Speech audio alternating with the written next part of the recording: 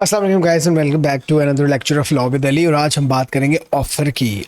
Offer एक first step है for the contract to be made. मैंने जैसे आपको पिछली वीडियो में बताया था कि हम offer, acceptance, capacity, consideration, intention, ये सारा कुछ लेके आगे चलेंगे, जो कि सारे पार्ट्स ऑफ कॉन्ट्रैक्ट है जिनको मिला के सारा कॉन्ट्रैक्ट बनता है। तो सबसे पहले हम ऑफ़र पे आ जाते हैं। ऑफ़र जो है प्रिंसिपल एंड एविडेंस देख लेते हैं सबसे पहले कि ऑफ़र होती क्या है। ऑफ़र जो है वो ऑरल भी हो सकती है, राइटिंग में भी हो सकती है, बाय कंडक्ट भी हो सकती है, to made to a specific individual और ग्रुप ऑफ पीपल भी हो सकती है, ठीक है, और even to the world at large भी हो सकती है। जैसे पिछले लेक्चर में हमने देखा था कि कार्ली विल्सन कार्बोनिक स्मोक बॉल ने फॉर ओपन वर्ल्ड सबके लिए कह दिया था कि ये ऑफर है। अच्छा, अब तीन बातें हैं, ये बहुत ज़रूरी हैं कि it must be clear, it must be precise और it must be capable of acceptance as it stands. ठीक हो गया। चॉइस ऑफ वर्ड्स जो है, जो यूज़ अप करते हैं, वो बहुत मैटर करते हैं कि ये एक्चुअल ऑफ़र है कि नहीं है, जो कि हार्वी वर्सेस फेसी 1893 के अंदर हमने देखा था। ठीक हो गया। अच्छा, और उसके बाद हम देखते हैं कि ऑफ़र जो है ये एक क्वेश्चन है, ठीक है, जो एक आंसर रिक्वायर करती है। ठीक हो गया। और वो आंसर है एक्सेप्टेंस या रिजेक्शन। तो ऑफर के ये दो चीज़ें हो सकती हैं, या उसकी एक्सेप्टेंस हो सकती है या उसकी रिजेक्शन हो सकती है। ठीक है। तो offer is actually a question कि भैया क्या are you interested in doing so and so blah blah blah. अच्छा, सबसे मेन चीज़ इसकी बात ऑफर की जो सबसे पहले हम देखते हैं वो ये देखते हैं कि इसके अंदर हमने डिस्टिंग्विश करना होता है ऑफर्स को और इनविटेशन टू ट्रीट्स को। ऑफर क्या है और इनविटेशन टू ट्रीट क्या है। Invitation to treat regularly everyday life में हम देखते हैं इधर उधर। ठीक है, जब हम सुपरमार्केट में जाते हैं, there are items on sale जो शेल्फ्स पे लगी होती हैं। ठीक हो गया। हम स्ट्रीट में चल रहे होते हैं तो अक्सर हम देखते हैं कि वहाँ पे आइटम्स हैं शॉप में, विंडो में लगी हुई हैं, उन्होंने टैग्स लगाए हुए हैं वगैरह वगैरह। ये वो ऑफर नहीं है, ठीक है, वो इनविटेशन टू ट्रीट है। परचेजर जब वहाँ जाता है, ठीक है, तब वो ऑफर करता है, और जब चेकआउट कर रहा होता है तब वो ऑफर एंड एक्सेप्टेंस के अंदर कन्वर्ट होती है चीज़। वो लगी लगाई चीज़ को ऑफर नहीं कहते, वो वहाँ पे इनविटेशन टू ट्रीट होती है। ठीक हो गया। अच्छा, इनविटेशन टू ट्रीट जो है वो क्या चीज़ है, वो एक प्रपोजिशन है जो इंडिकेट करती है, विलिंगनेस करती है कि आए और आके हमें ऑफर करें और हमसे ये चीज़ ले जाएं। ठीक हो गया। और यहाँ क्योंकि इन ऑफर एंड एक्सेप्ट, क्योंकि एक्सेप्टेंस जब हो जाती है ना, टेक्निकली स्पीकिंग आपको समझाने के लिए मैं बात कर रहा हूँ कि ऑफर की एक्सेप्टेंस जब हो जाती है तो उसके बाद आपके पास रूम फॉर निगोसिएशन नहीं होता। ठीक हो गया। जब रूम फॉर निगोसिएशन नहीं होता तो एक्सेप्टेंस जब आप एक्सेप्ट कर लेते हैं तो technically speaking you are accepting the whole thing. ठीक हो गया। और ऑन द अदर हैंड जब आप इनविटेशन टू ट्रीट पे आते हैं तो इनविटेशन टू ट्रीट के लिए अभी रूम फॉर निगोसिएशन ओपन होता है, इसलिए इसको थोड़ा डिफरेंट किया गया है। क्योंकि सारी बात आप जब दुकानों पे जाते हैं, कहीं भी जाते हैं, तो आप कहते हैं कि यार ये महंगा दे रहे हो, तुम सस्ता कर लो थोड़ा सा, ब्ला ब्ला ब्ला। तो दैट मीन्स कि वो अभी ऑफर डिसाइड हो रही है क्या होगी फाइनल, और फिर उसकी एक्सेप्टेंस होगी। ठीक हो गया। अच्छा, अब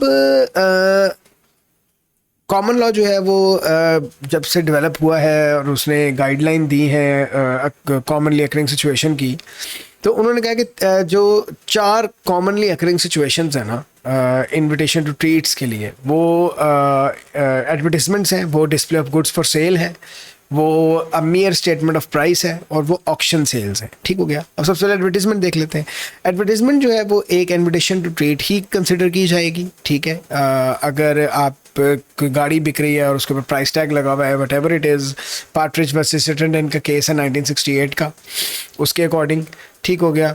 और लेकिन एक इसमें एक्सेप्शन ये आ जाती है जो मैंने आपको पहले भी बताई थी कि अगर उस इनविटेशन टू ट्रीट के अंदर उन्होंने आपको कुछ परफॉर्म करने का बोला हुआ है कि ये कुछ करें, तो टेक्निकली वो फिर अगर आप परफॉर्म करते हैं तो then they are bound to do their part, तो फिर वो एक ऑफर में कन्वर्ट हो जाती है, फिर वो इनविटेशन टू ट्रीट नहीं रहती। फिर हम आ जाते हैं display of goods for sale पे। तो गुड्स जो है सुपरमार्केट में जो पड़े होते हैं शॉप विंडोज़ में, they are there basically to invite members of the public to offer to buy the goods. ठीक हो गया। वो ऑफर आपने करनी होती है जाके। ठीक है। इन जनरली शॉपकीपर जो है has a right to refuse to sell goods as well. वो अगर इनविटेशन टू ट्रीट में अगर लगी हुई है कोई चीज़ और आप अंदर जाके कहते हो कि भाई I want to buy this particular thing, वो कह सकते हैं कि नहीं, we are not selling it. ठीक हो गया। अच्छा, उसमें फिशर वर्सेस बेल का एक केस देख लेते हैं। Pharmaceutical society of great Britain versus boots cash chemist limited 1953 का देख लेते हैं, लेकिन ये बहुत लंबा नाम है इसलिए फिशर वर्सेस बेल भी अगर आप रखते हैं अपने जहन में तो ये काफ़ी है। फिर देखते हैं मियर स्टेटमेंट ऑफ प्राइस क्या है। कि एक आदमी देखता है गाड़ी है एक फॉर सेल है और गाड़ी शोरूम में पड़ी हुई है और वो प्राइस पूछता है, तो the fact that the seller has indicated the price which the buyer finds acceptable does not make it an offer. कि अगर वो आपको प्राइस बताता है और इवन वो प्राइस आपके लिए एक्सेप्टेबल भी है, फिर भी वो ऑफ़र नहीं होगी, वो इनविटेशन टू ट्रीट ही रहेगी, क्योंकि नेगोशिएशंस का जो रूम है वो ओपन रहेगा। ये हम क्लिफ्टन वर्सेस प्लम्बो 1944 में देखते हैं। कम्युनिकेशन ऑफ द ऑफर में आ जाते हैं। ये एक बहुत इंपॉर्टेंट पॉइंट है इस चैप्टर का कि कम्युनिकेशन ऑफ द ऑफर कैसे होती है। कम्युनिकेशन ऑफ ऑफर तब करते हैं जब आप फुल फ्लेज अपनी ऑफ़र को डिसाइड कर लेते हैं कि आपकी ऑफ़र क्या होगी, उसके क्या टर्म्स एंड कंडीशंस होंगे, तो आप एक ऑफ़र फेंकते हैं और वो जो बंदा जिसकी तरफ आप फेंकते हैं वो उसको एक्सेप्ट करता है या रिजेक्ट करता है। ठीक हो गया। और इसका जो सबसे पहला कम्युनिकेशन का रूल है वो यही है कि ऑफ़र हमेशा ऑफरी को की जाती है, किसी और के थ्रू किसी को नहीं की जाती। ठीक है।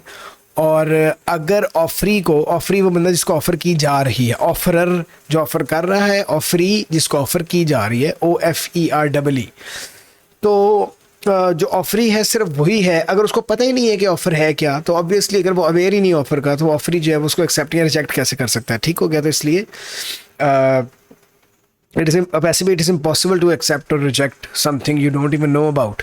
तो ऑब्वियसली वो उसको एक्सेप्ट या रिजेक्ट करता है सुनने के बाद। ठीक हो गया। अच्छा, अब ऑफ़र जैसे मैंने आपको पहले बताया कि वो इंडिविजुअल्स को भी की जा सकती है, नंबर ऑफ़ पीपल को भी की जा सकती है, even to the whole world को भी की जा सकती है। और anyone who has actual knowledge of the offer, ठीक है, can be seen to be an offeree and is entitled to accept it. कोई भी हो। ठीक हो गया। अगर वो ऑफरी है, अगर उसको पता है नॉलेज का, उसको नॉलेज है सारी कि क्या ऑफ़र हुई क्या नहीं हुई, तो वो उसको एक्सेप्ट या रिजेक्ट कर सकता है। अगर उसको पता ही नहीं है तो नहीं कर सकता। सर्टेनिटी में आते हैं। सर्टेनिटी में हम देखते हैं कि जो टर्म्स ऑफ द ऑफर है वो बहुत सर्टन होनी चाहिए, कोई भी डाउट उसमें नहीं होना चाहिए कॉन्ट्रैक्टिंग पार्टीज़ के दरमियान। और फिर ऑफ़र जो है वो वैलिड होगी। अगर कोई डाउटफुल चीज़ है, अगर कोई अनफेयर चीज़ है या कोई आप चीज़ छुपा के ऑफ़र कर रहे हैं, तो वो एक वैलिड कॉन्ट्रैक्ट, वैलिड ऑफ़र नहीं होती। कभी कभी ऐसे भी होता है कि जो पार्टीज़ हैं वो ऑलरेडी कॉन्ट्रैक्ट को परफॉर्म करना शुरू कर देती हैं और अभी कई बातें होती हैं जो अनसर्टन होती हैं, तो वो इस सर्टेनिटी की थोड़ी सी एक्सेप्शंस में आ जाती है, जो कि Foley versus classic coaches limited का केस है। अब हम आते हैं काउंटर ऑफर पे। काउंटर ऑफर जो है वो अगर मैं एक नॉर्मल मैंगो मैन की ज़ुबान में आपको बताऊं तो काउंटर ऑफर है ऑफर पे ऑफर फेंक देना। मतलब आपको एक बंदे ने ऑफर किया है, सिवाय आप उसको एक्सेप्ट या रिजेक्ट करो, आप आगे से उसको ऑफर फेंक दो। और ये हम हर रोज़मर्रा की लाइफ में हम करते हैं, ये देखते हैं हम। ये कोई बहुत बड़ी बात नहीं है कि पता नहीं क्या आ गया है। फॉर एग्जांपल, अगर आप कहते हो कि यार मैंने एक चीज़ फलानी कंडीशन टर्म में फलानी चीज़ की देनी है, मतलब इतने में देनी है, तो आगे से वो बंदा आपको कहता है कि यार इतने में कर लो या इसको ऐसे कर लो, तो ये ऑफर के इसका मतलब ये नहीं कि एक्सेप्टेंस है। हाइड वर्सेस ब्रेंच का बहुत फेमस केस है 1840 का, जिसके अंदर ये बात क्लियर हुई थी। ठीक हो गया। तो उसको काउंटर ऑफर इसलिए बोलते हैं क्योंकि ऑफर पे आप ऑफर करा दो। ठीक हो गया। और एक बात आपने याद रखनी कि अगर ऑफर के जवाब में आपको आगे भी बंदा ऑफर ही कर दे फॉर चेंज ऑफ प्राइस या change of terms and conditions, तो आपकी ऑफर रिजेक्टेड है। अब बॉल आपकी कोर्ट में, अब वो ऑफर वहां से इधर आ गई है। ठीक है। अब आपने उसको एक्सेप्ट या रिजेक्ट करना होता है। जो पिछली ऑफर थी वो खत्म। ठीक हो गया। अच्छा, और फिर रिक्वेस्ट फॉर इन्फॉर्मेशन आ जाती है कि रिक्वेस्ट फॉर इन्फॉर्मेशन जो है वो स्टीवनसन वर्सेस मैक्लीन 1880 के तहत डिसाइड ये हुआ था कि रिक्वेस्ट फॉर इन्फॉर्मेशन एक्सेप्टेंस नहीं होती।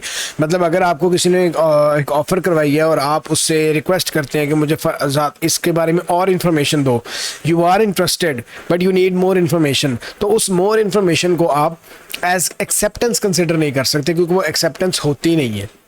अब ये नहीं कह सकते कि यार इसने मुझसे बाकी डिटेल्स भी मांगी हैं तो ये इसने एक्सेप्ट कर लिया और बाद में आपको कि भैया आपने एक्सेप्ट किया था तो आपने अपना पार्ट प्ले नहीं किया, ऐसे नहीं होता। ठीक हो गया। फिर आता है टर्मिनेटिंग ऑफ ऑफर। टर्मिनेट आप ऑफर कब कर सकते हैं? बहुत फेमस केस है रूटलेज वर्सेस ग्रांट का 1828 का, कि आप कब ऑफर किस टाइम तक आप उसको जो है वो रिजेक्ट कर सकते हैं, रिवोक कर सकते हैं अपनी ऑफ़र को। तो वो टेक्निकली स्पीकिंग इन नॉर्मल अगर मैं बताऊं आपको इजी करके, तो यही है कि हर ऑफ़र एक्सेप्ट होने से पहले किसी भी टाइम, चाहे कि मिली सेकेंड एक्सेप्ट होने से पहले आपने रिवोक कर लिया तो वो रिवोक हो गई है। ठीक हो गया। ऐसा नहीं होता कि आपने एक ऑफ़र करा दी है किसी को तो बस फिर वो सारी ज़िंदगी जब तक हम मरे नहीं वो ऑफ़र ओपन ही होती है, ऐसे नहीं होता। ठीक हो गया। इसकी मैं आपको आगे फर्दर डिटेल बताता हूँ। उसमें ये आता है कि रिवोकेशन जो है ना, टेक्निकली वो एक लीगल टर्म है और उसको कहा जाता है कि ये विड्रॉल ऑफ एन ऑफर है, कि ऑफर से विड्रॉ करना चाहते हैं आप, ठीक है। और रिवोकेशन के कुछ मेन पॉइंट्स हैं, वो ये हैं कि revocation must be communicated to the offeree, कि जिसको आपने ऑफर कराई थी उसी को आपने बताना है। आपने ज़हन में नहीं सोच के बैठ जाना कि बस जी मैंने ऑफर, मैं ख़त्म हो गया, मेरा मूड नहीं है, नहीं ऐसा नहीं है। आपने उसको बताना है कि भाई मेरा मूड बदल गया, मैंने ये काम नहीं करना। और communication can be made by reliable third party as well. आप किसी के थ्रू भी मैसेज पहुंचा सकते हैं उस बंदे को, ऑफरी को, कि यार जो कॉन्ट्रैक्ट था, जो मैंने ऑफ़र की थी, वो ऑफ़र जो है वो अब मैंने रिवोक कर लिया है, मेरा माइंड चेंज हो गया, what ever the reason may be. अब यूनिलेटरल ऑफ़र जो है वो विड्रॉ नहीं हो सकती अगर आपका दूसरा पार्टी ने उसको परफॉर्म करना स्टार्ट कर दिया है, ठीक हो गया, फिर वो रिवोक नहीं हो सकती। वो परफॉर्मेंस से पहले पहले रिवोक होती है, ठीक हो गया। और revocation must be communicated to the offeree, जैसे मैंने पहले बताया, ये बैंड वर्सेस वेंटन होवन का केस है 1880 का, कि at any time before acceptance, ठीक है, विड्रॉल हो सकता है, ठीक है। और एक वैलिड रेवोकेशन के लिए it must be expressly communicated to the other side, ठीक है। वो स्पेसिफिक वर्ड से भी कम्युनिकेट हो सकती है, वो कंडक्ट से भी कम्युनिकेट हो सकती है, ठीक है, लेकिन क्लियर इंटेंशन ऑफ रेवोकेशन वहाँ पे होनी चाहिए। सिर्फ आप माइंड चेंज कर लें और ख़ुद ही अपने अंदर ही बैठ के सोचते रहें तो it's not a valid revocation, और इस पर आपके ऊपर ब्रीच ऑफ कॉन्ट्रैक्ट भी लग सकता है। Communication can be made by reliable third party में जो बात आती है, उसमें जो केस है वो है डिकिंसन वर्सेस डॉड्स का, और उसमें ये है कि आप किसी थर्ड पार्टी के थ्रू भी बता सकते हो, but that third party has to be a reliable source, ठीक हो गया। फिर आता है कि यूनिलेटरल जो ऑफर है वो can not be withdrawn while the offer is performing. वही जैसे मैंने आपको पहले बात बताई कि अगर मैं आपको यूनिलेटरल ऑफर में कह दूं कि मैं आपको 50 पाउंड रिवॉर्ड करूंगा जो मेरी घड़ी ढूंढ के देगा, अब अगर घड़ी किसी ने ढूंढनी स्टार्ट कर दी है तो फिर आप उससे विड्रॉ नहीं कर सकते कि वो आपकी घड़ी ले आपके पास लेके आए और आपको, नहीं जी मैंने तो ऑफर कैंसिल कर दी, घड़ी मुझे दे दो लेकिन मैंने पैसे नहीं देने, ऐसे नहीं हो सकता, ठीक हो गया। उसके बाद हम आते हैं एक्सेप्टेंस ऑफ द ऑफर पे, कि अगर ऑफर एक्सेप्ट हो गई है उसके बाद वो रिवोक नहीं हो सकती। फिर आता है रिजेक्शन ऑफ द ऑफर पे, ठीक हो गया। तो rejection of the offer counter offer भी हो सकती है और वैसे सादी रिजेक्शन भी हो सकती है। तो ये हम टेक्निकली वो पॉइंट्स पढ़ रहे हैं कि ऑफर कब कब खत्म हो जाती है, ठीक हो गया। तो रिजेक्शन ऑफ द ऑफर पे भी ऑफर खत्म हो जाती है, काउंटर ऑफर पे भी ऑफर खत्म हो जाती है।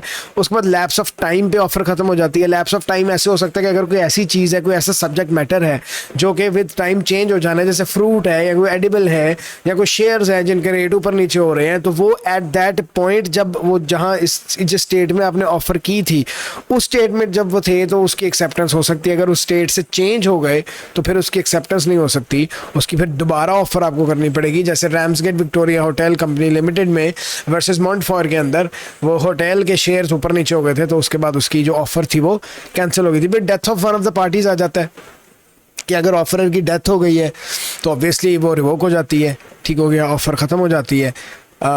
लेकिन ये है कि अगर दो तरह की चीज़ होती है ना जो आप ऑफ़र करा सकते हैं, एक अपनी सर्विसेज और एक कोई चीज़। अगर तो कोई चीज़ आप ऑफ़र करा रहे हैं, जैसे फॉर एग्जांपल ये बॉटल है, तो ये तो मेरे एग्जीक्यूटर्स होंगे, मेरे मरने के बाद वो भी दे सकते हैं। लेकिन अगर if it's a contract of service तो ऑब्वियसली वो सर्विस तो मेरी एक्सपर्टीज़ थी, वो मैं ही दे सकता हूँ और मेरे अलावा कोई दे नहीं सकता, तो वो ख़त्म हो जाएगा, ठीक हो गया। अच्छा, अब उसके बाद जो लास्ट पॉइंट आता है वो आता है failure of a condition president.